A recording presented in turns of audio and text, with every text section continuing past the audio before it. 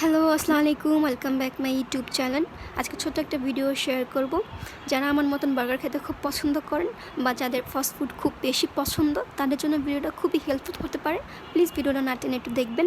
আজকে এখানে আমি চিকেন বার্গার বানাচ্ছিলাম। তার জন্য আমি চিকেনের বোনলেস পিস নিয়ে নিয়েছি। ওটাকে আমি লম্বা করে কাট করে নিয়েছিলাম। দেন আমি ওটার মধ্যে লবণ দিয়ে দিয়েছিলাম আদা রসুনের পেস্ট, দিয়ে দিয়েছিলাম এখানে গোলমরিচের গুঁড়া, দিয়ে দিয়েছিলাম এখানে সয়া সস, সিরকা। অ্যান্ড দেন এখানে আমি চিলি ফ্লেক্সটা ছিল না, তাই আমি মরিচের গুঁড়োটা ব্যবহার করেছি। এখানে চিলি ফ্লেক্সটাই আপনারা ব্যবহার করবেন, তাহলে একটু বেশি টেস্ট হবে। এখানে কিন্তু কাঁচামরিচ বেটেও ব্যবহার করা যায়, তাহলে টেস্টটা আরও বেশি ভালো আসে। বাট আমি ঝামেলা করতে চাচ্ছিলাম না, তাই আমি এটা একদম স্কিপ করেছি। আপনারা চলে দিতে পারেন। দেন এখানে আমি একটা ডিম দিয়ে দিয়েছি, এখানে আমি কর্নফ্লাওয়ার দিয়ে দিয়েছি। এটাকে আমি ভালো করে মিক্স করে নিব। দেন এখানে আমি গরম মশলা দিয়ে দিচ্ছিলাম। গরম মশলা দিয়ে এটাকে আমি রেস্টে রেখে দেবো প্রায় 2 ঘন্টার মতন।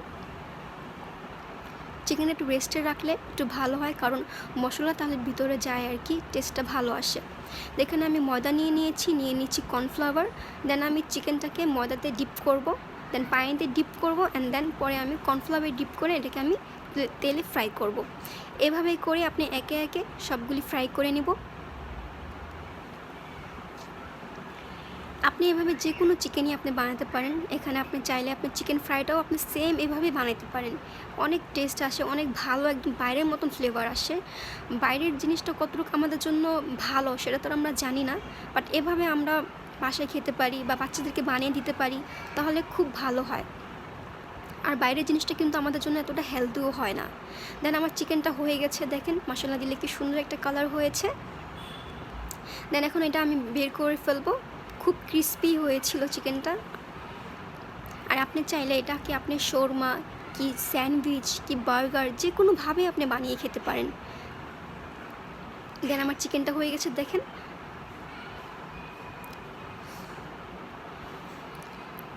এখন আমি বার্গারটাই করে নিচ্ছি। এখানে আমি একটা বনরুটি নিয়ে নিয়েছি, ওটাকে আমি কেটে নিয়েছি।